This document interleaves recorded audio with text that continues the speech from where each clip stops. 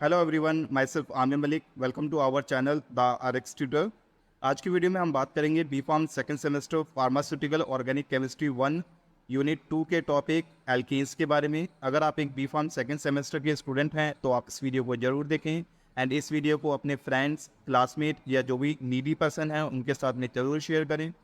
अगर हम बात करें ऑर्गेनिक केमिस्ट्री की, तो ऑर्गेनिक केमिस्ट्री एक टफेस्ट सब्जेक्ट जो है हमारा स्टूडेंट के लिए होता है।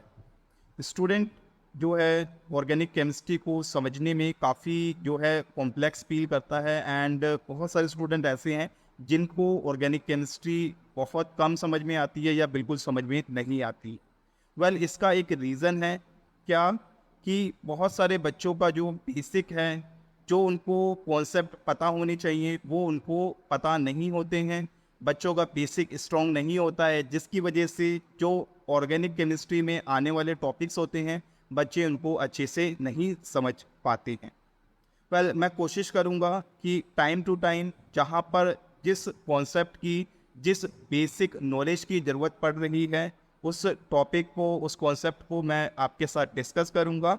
बस आपसे मुझे एक ही चीज़ की रिक्वायरमेंट है कि आप जो भी चीज़ें मैं डिस्कस करूँगा आपके साथ में, आप उन चीज़ों को ध्यान से समझें, प्रॉपर अपने नोट्स बनाएं एंड उस चीज़ों को रिवाइज करें। आज का टॉपिक स्टार्ट करते हैं एल्कीन्स। यहाँ पर मैंने कुछ पॉइंट्स लिख रखे हैं, वन बाय वन उन पॉइंट्स को हम डिस्कस करते हैं। These are the simplest organic compound composed of only carbon and hydrogen.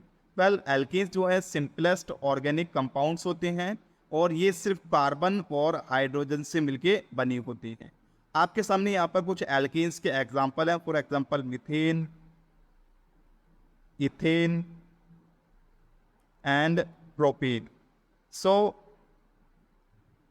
अगर इन सभी कंपाउंड्स के अंदर हम देखें तो हमें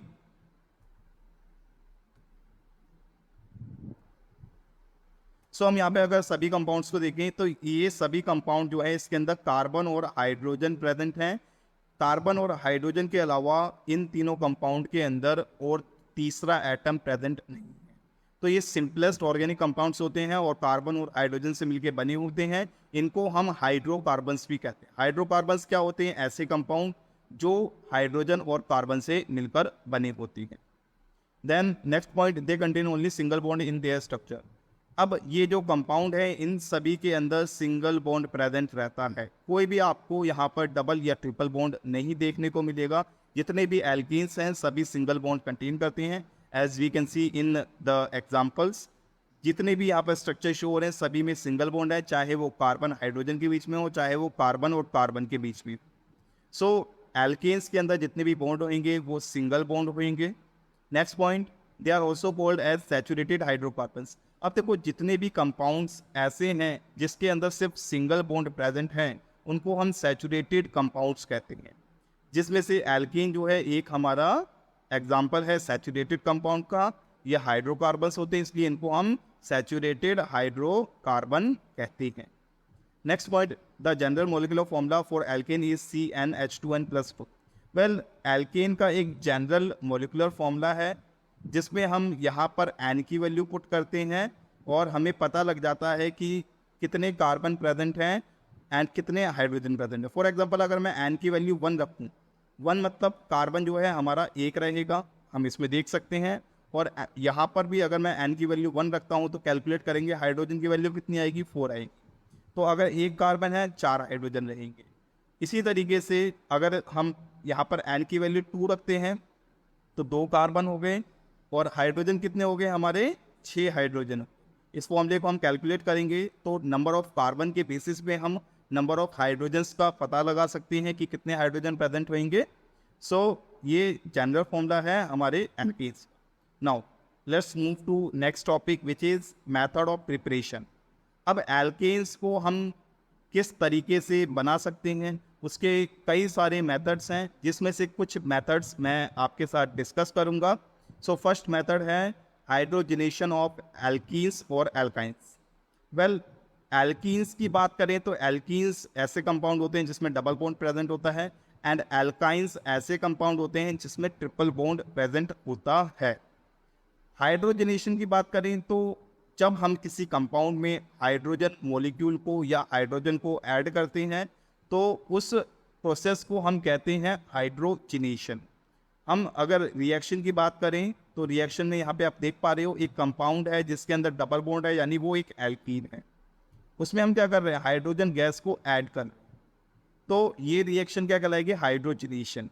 अब हाइड्रोजनेशन किसका हो रहा है, एल्कीन का हो रहा है, तो इसलिए हम इसको बोलते हैं हाइड्रोजनेशन ऑफ एल्कीन। इस कंपाउंड की बात करें तो यहाँ पर जो कंपाउंड है उसमें ट्रिपल बॉन्ड प्रेजेंट है, ऐसे कंपाउंड को हम कहते हैं एल्काइंस। तो यहाँ पर भी हम हाइड्रोजन गैस ऐड कर रहे हैं या हाइड्रोजन मॉलिक्यूल को ऐड कर रहे हैं, तो इस रिएक्शन को या इस प्रोसेस को हम कहते हैं हाइड्रोजनेशन ऑफ एल्काइन। तो यहाँ पर हम कुछ पॉइंट्स डिस्कस करते हैं। रिएक्शन ऑफ एल्कीन और alkyne with hydrogen in the presence of catalyst at 200 degree to 300 degree Celsius. Well, अगर मैं एल्कीन को या एल्काइन को हाइड्रोजन के साथ में रिएक्ट कराऊंगा इन the presence of catalyst, catalyst के प्रेजेंस में।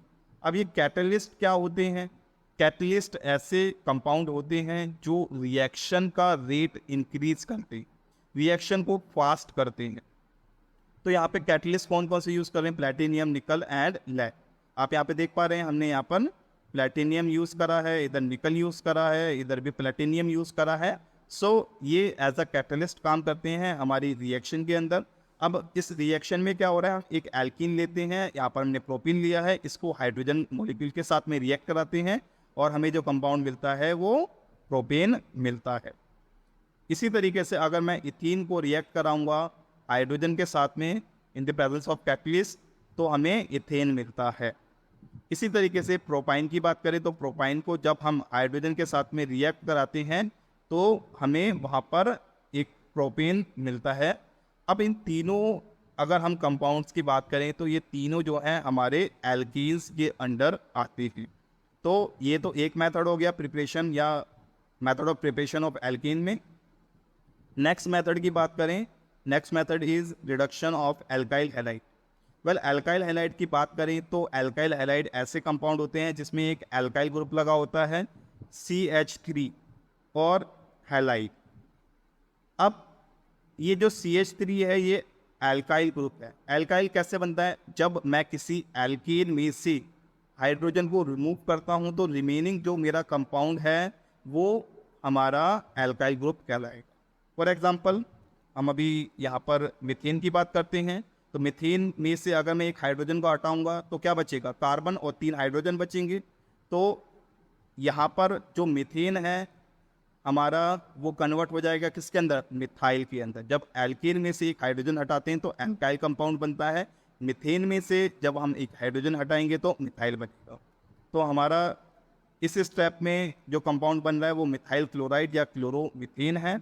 अब ये एक एल्काइल हैलाइड है, क्यों, क्योंकि इसके अंदर एक एल्काइल ग्रुप प्रेजेंट है, एक हैलोजन ग्रुप प्रेजेंट है। ऐसे कंपाउंड को हम एल्काइल हैलाइड कहते हैं या एलो एल्कीन्स कहते हैं। अब रिडक्शन की बात करें तो रिडक्शन मतलब हमने सभी ने पढ़ा है, रिडक्शन का मतलब एडिशन ऑफ हाइड्रोजन या रिमूवल ऑफ ऑक्सीजन। अब इस प्रोसेस में देखें तो हम हाइड्रोजन को ऐड करते हैं, तो addition of hydrogen is called as reduction. तो हम क्या करेंगे, एल्काइल हैलाइड को हम हाइड्रोजन के साथ में रिएक्ट कराएंगे या रिडक्शन करवाएंगे इन the presence of zinc and HCl, तो हमें एक एल्केन मिलता है। एंड जब वो क्लोरोमीथेन होएगा तो हमें मीथेन मिलेगा और साथ में हमें एसिड मिलता है। Next, bromomethane. अब ब्रोमोमीथेन भी क्या है, एक टाइप का एल्काइल हैलाइड है। यहाँ पर ये है हमारा एल्काइल ग्रुप जो कि इथाइल है और यहाँ पे ब्रोमीन जो कि एक हैलोजन या हैलाइड है। इसको भी हम हाइड्रोजन के साथ में रिएक्ट करा रहे हैं इन द प्रेजेंस ऑफ कैटलिस्ट निकल एंड हीट करते हैं तो हमें इथेन मिलता है जो कि एक एल्केन है, साथ में हमें एसिड मिलता है। अब यहाँ पे ये HCl की जगह HBr होना चाहिए था, आप इसको करेक्ट कर लेना। नेक्स्ट, इस वाले कंपाउंड की बात करें तो यहाँ पर जो है हमने दोबारा से ब्रोमोमीथेन लिया है, यहाँ पर भी हाइड्रोजन को ऐड करा रहे हैं इन द प्रेजेंस ऑफ कैटलिस्ट, तो हमें इथेन मिलता है, साथ में HBr मिलता है। सो ये तो हो गया सेकंड मेथड। नेक्स्ट मेथड की तरफ मूव करते हैं हम। नेक्स्ट मेथड जो है हमारा वो है डीकार्बोक्सिलेशन ऑफ कार्बोक्सिलिक एसिड। अब कार्बोक्सिलिक एसिड की बात करें तो कार्बोक्सिलिक एसिड जो है हमारे ऐसे कंपाउंड होते हैं जिसके अंदर हम ये ग्रुप देखते हैं। मैं आपके सामने एक ग्रुप लिख रहा हूँ।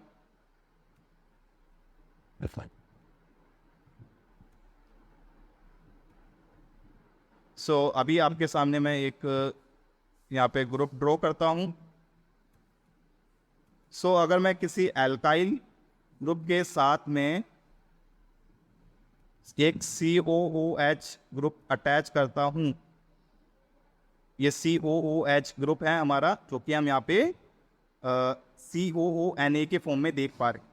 तो मैं अगर इस कंपाउंड में हाइड्रोजन को हटाकर Na लगा देता हूं तो वो क्या कहलाता है, हमारा कार्बोक्सिलिक एसिड सॉल्ट। अभी इसको हम फर्दर पॉइंट में डिस्कस करते हैं। When sodium salt of carboxylic acid is strongly heated with soda lime result in the formation of alkene and carbonate ion.